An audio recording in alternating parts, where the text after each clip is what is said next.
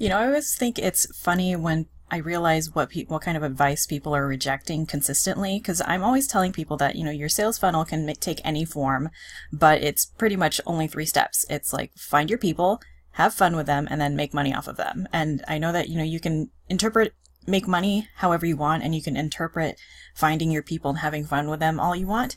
But ultimately, that's really what it comes down to. And a lot of people just like completely ignore those three steps in a sales funnel and say, okay, well, that's nice and all, but I need to do my email marketing funnel, and I really need to focus on that. And I'm like, who are you going to get to, join your email list? Like, do you have people who are interested in it? Do you have people who have been asking you questions? And what if like all the people that join it are like total duds and totally not your kind of people, and you just hate having to read all the responses from, when they respond to your emails? Like, what are you going to do then? It's because you haven't found your people, like your people, the people that you actually want to work with, and you haven't like reached out one-on-one and asked them what they want and what kind of resources they would like, having fun with them. Most likely you probably have to do that before you start setting up all the technical stuff and making the crucial decision between, Infusionsoft and ConvertKit and all that stuff. Like, what do your people actually enjoy doing? Do they like reading emails? I mean, like, yeah, the email list thing is like a long-term game and you should have it in place. But ultimately, some people don't really open their emails. So how are they going to interact with you? How are you going to email them and say, hey, I know that you love interacting with me on Instagram or LinkedIn or whatever. And then you can let them know via email that, this thing that you told me that you like to do and that is really helpful for you, I'm going to be doing it 2 weeks from now at 12 o'clock noon. So save the date. That kind of stuff people want to receive via email. And it has to be relevant. It has to be what they actually need, and it's what they've asked you for in the past. And you're not going to know any of that unless you find them first, okay? And then you have fun with them and you actually enjoy the process. Because if you hate writing emails, then it's not, nothing's going to happen. No one's going to care. And if you're doing things that they don't find fun, they don't mutually enjoy with you, then they're not going to participate. They're going to be like, okay, well, she's, grandstanding over here on her beautiful website, and I'm just going to keep working on my own thing. And they're going to assume that you can't help them. And you can help them.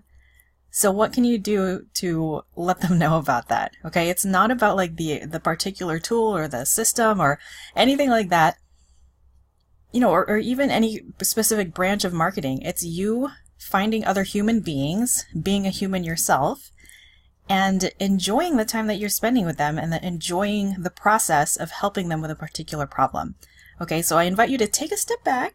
All right, I know that there's a lot of pieces to like an online business and all that stuff, but just take a step back and think about what you really want to do. What is your calling? What is your passion? What is it that you wake up and you go, I'm going to do this again because I still care about that.